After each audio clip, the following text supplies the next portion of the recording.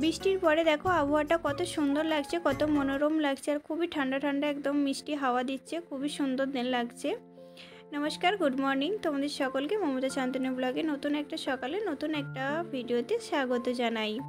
আজকে হচ্ছে তোমার বুধবার, আর এখন বাজছে সকাল 5:30। আজকে আমি 5:30টার সময় উঠে পড়েছি, আর রাত্রে যেহেতু আমি সবজিগুলো কেটে রেখেছিলাম, তো আমাকে সকালে রান্না করতে অনেকটাই সুবিধা হবে, লেট হয়ে যাবে না।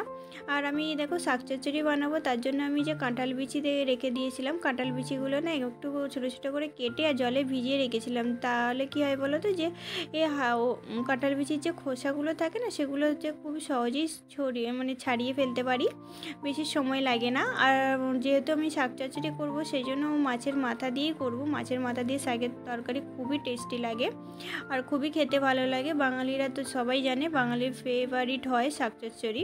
তো আজকে আমি সেটাই বানাবো। শাকটাও বার করে নিলাম আর মাছটাও বার করে নিলাম। মাছটা আমি কালকেই নিয়ে এসেছিলাম, তো ভালো করে বেছে ধুয়ে রেখে দিয়েছিলাম। আর মাছের মাথা একটাই ছিল, যেহেতু আমরা আধা কিলো মাছ নিয়েছিলাম, তো মাছের মাথা একটা দিয়েছিল। আর এখানে মাছ কেনার একটা নিয়ম আছে জানো, তুমি আধা কিলো নাও চাই 1 কিলো নাও, যতটুকুই নেবে। যদি গোটা মাছ নাও তো 2টো মাথা পাবে, আর যদি তুমি হাফও নাও 250 500 যতটুকুই নেবে, তার মধ্যে তোমাদেরকে একটা করে মাছের মাথা দেবেই দেবে। আর এরকমই চিকেন মাংস কিনতে গেলে তখনও তোমাকে এরকম মেটে দেবে, গলা দেবে। আর না হলে অনেক দোকানে এরকমও হয় যে তুমি যদি লেগ পিস চাও তো লেগ পিসও দেয়। কিছু কিছু দোকানে এরকম করে যে ওরা যেগুলো গলা বলো ও মেটে বলে, ওগুলো দিয়েই দেয়, তুমি না বলেও দিয়ে দেয়। তো এখানে যাই হোক, মাছ মাংস সবই ভালোই পাওয়া যায়, দামটা একটু বেশি হয়। আর দামের কথা কি বলবো, এখানেও যা দাম আর দেশের বাড়িতেও সেই একই দাম, অল্প কিছু ফারাক থাকে। কিন্তু ওখানের মাছটা যেরকম তুমি তাজা টাটকা পাবে একদম, আর কিন্তু এখানে তো বরফের মাছ ছাড়া আর কিছু পাওয়াই যায় না। আর যে সমুদ্রের মাছ পাওয়া যায় সেগুলোও কিন্তু বরফেরই হয়। সমুদ্রের মাছ আমরা অতটা খাই না, তবু কিছু কিছু মাছ এরকম আছে যেগুলো আমরা খাই। আর এখন যেহেতু বর্ষা, সেই জন্য সমুদ্রে মাছ ধরা এখন বন্ধ, 2-3 মাস বন্ধ থাকবে। তো জিজ্ঞাসা করছিলাম, তো বলছে কি ওরা মাছওয়ালাটা বললো যে রক্ষাবন্ধনের পরে নাকি ফের আবার সমুদ্রের মাছ বাজারে উঠবে। শাকগুলো যেহেতু আমি আগে থেকে বেছেই রেখে দিয়েছিলাম, আগের বারে শাক নিয়েছিলাম তখনই পরিষ্কার করে ভালো করে চিকচিকিতে বেঁধে আর আমি ফ্রিজে রেখেছিলাম। দেখো শাক একটাও নষ্ট হয়নি, অল্প 1-2 পাতা শুধু পচে গিয়েছিল, সেটাই আমি বেছে ফেলে দিলাম। আর শাকটা খুবই ফ্রেশ ছিল, একদম ভালো ছিল, কিছু খারাপ হয়নি।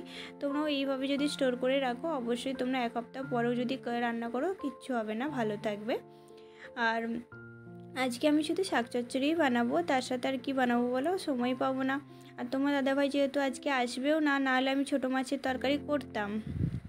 ওর আজকে নাইট আছে, আসবে কালকে, তো সেই জন্য আমি ভাবলাম যে তাহলে ওটা কালকেই রান্না করব, আজকে শুধু শাক চচ্চড়িটা করি। আর ও একটা তরকারি ভাত নিয়ে যায়, যেন বেশি কিছু নিয়ে যায় না। আর যদি ভাজাভুজি কিছু করতাম তো তাহলে হয়তো নিয়ে যেত, কিন্তু ভাজার জন্য আজকে সবজি কিছু নেই গো। ও মাছটা নিয়ে এসেছিলাম বলে আর কিছু নিয়ে আসিনি। আর বড়ি দিলে তো আরও ভালো হয়ে যায়, তরকারির টেস্টটা অনেক পরিমাণে বেড়ে যায়। আর বড়িটা আমি দেশ থেকেই নিয়ে আসি, দেশের বড়িটাই একটু বেশি ভালো লাগে। এখানে বড়ি পাওয়া যায়, এমন নয় যে পাওয়া যায় না, কিন্তু অতটা টেস্টি হয় না। আর তোমাদের আরেকটা কথা বলি, বাঙালির এখানে সমস্ত জিনিসই পাওয়া যায়, কিন্তু একটু দূর হয় আর দামটা একটু বেশি পড়ে যায়। এখানে সিএসটিতে গেলে, যেখানে জহুরি বাজার বলে, ওখানে বাঙালির A to Z জিনিস পাওয়া যায়।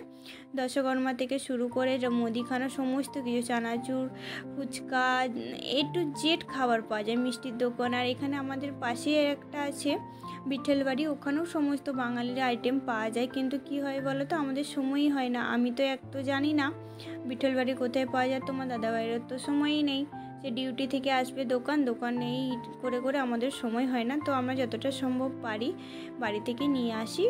বড়িটা বেশি লাগে না, 1 কিলো নিয়ে এলে আমার মোটামুটি হয়ে যায় প্রত্যেক দিন। তো আর শাক চচ্চড়ি কি শুক্তো হচ্ছে না, যখন হয় তখনই ওটা আমরা দিই। তাছাড়া তো ভালো করে রেখে দিলে, টাইট করে বেঁধে রেখে দিলে ঢাকনাটা, তাহলে খারাপ হয় না। আর মাঝের মধ্যে রোদে দিয়ে দিই বড়িগুলো, তো ভালো থাকে। আর চানাচুরটা নিই না কেন বলো তো, চানাচুরটা খাওয়ার পরে না আমাদের গ্যাস হয়, আমার তো খুবই পরিমাণে গ্যাসের সমস্যা হয়, সেই জন্য আমি চানাচুরটা একটু অ্যাভয়েড করে চলি।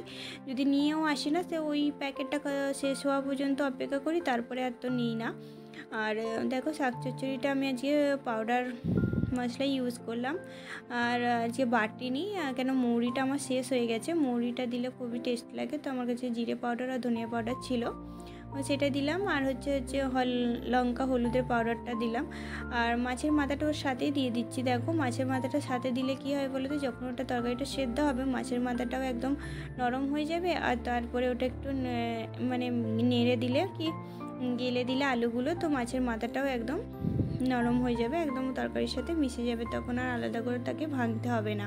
আমি এইভাবেই করি। অনেকে কি করে বলে তো, বড়িটা আর মাছের মাথাটা আগে থেকে ভেঙে ছোট ছোট করে তারপর তরকারিতে দেয়, কিন্তু আমি এইভাবেই করি। আমাকে অতটা সময় নেই যে আমি অতটা করব আলাদাভাবে, এমন না যে সময়ও নেই যে সেটা বলবো না, কিন্তু আমি এইভাবে করি না। আমাকে এটা যেন ইজি আর সহজ পদ্ধতি লাগে, আর বেশি খাটতেও হয় না।